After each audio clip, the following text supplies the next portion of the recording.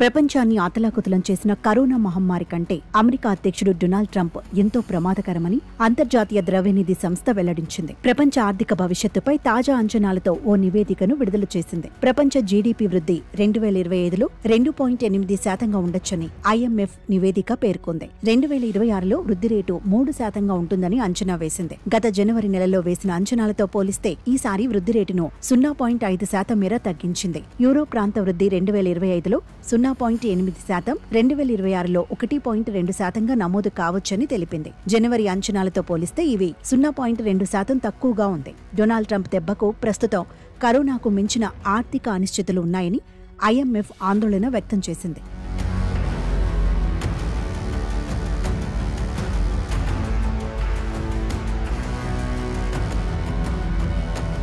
ఈ ఏడాది April 2న Trump వివిధ దేశాల ఉత్పత్తులపై విధించిన టారిఫ్ల ప్రకటనతో అంతర్జాతీయంగా వాణిజ్య ఆందోళనలు ప్రారంభమైనట్లు IMF తెలిపింది.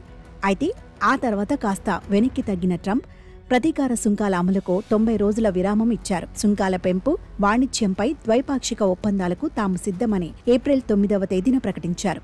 కానీ చైనాపై మాత్రం టారిఫ్లు పెంచుతూ పోయారు.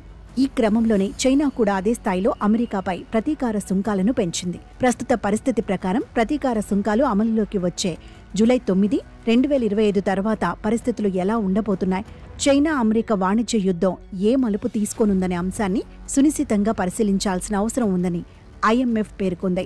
కరోనా కన్నా ట్రంప్ తీసుకుంటున్న నిర్ణయాలే అధికంగా ఆర్థిక అనిశ్చితులకు దారితీస్తున్నాయని నొక్కి చెప్పింది. కాగా అమెరికా చైనా మధ్య వాణిజ్య ఉద్రిక్తతలు కొద్ది రోజులుగా తీవ్ర రూపం దాల్చుతున్నాయి. ఇరు దేశాలు పోటాపోటీగా సుంకాలను పెంచుకుంటూ పోతున్నాయి. ఇంతకుముందు అమెరికా దిగుమతులపై చైనా 125% సుంకాలు విధించింది. అటు చైనా దిగుమతులపై అమెరికా 145% సుంకాలు అమలు చేయగా ఇటీవలే వీటిని 245%కి పెంచింది. అయితే ట్రంప్ ఎంత సుంకాలు విధించినా తాము భయపడే ప్రసక్తే లేదని చైనా తేల్చి చెప్పింది. అమెరికాతో వాణిజ్య యుద్ధానికి తెరదించేందుకు తాము చర్చలకు సిద్ధమేనని మరోమారు స్పష్టం చేసింది. చర్చలకు రావాలో వద్దో చైనాని నిర్ణయించుకోవాలని ట్రంప్ వ్యాఖ్యానించిన నేపథ్యంలో చైనా విదేశాంగ శాఖ ప్రతినిధి లిన్ జియాన్ ఈ మేరకు తెలిపారు.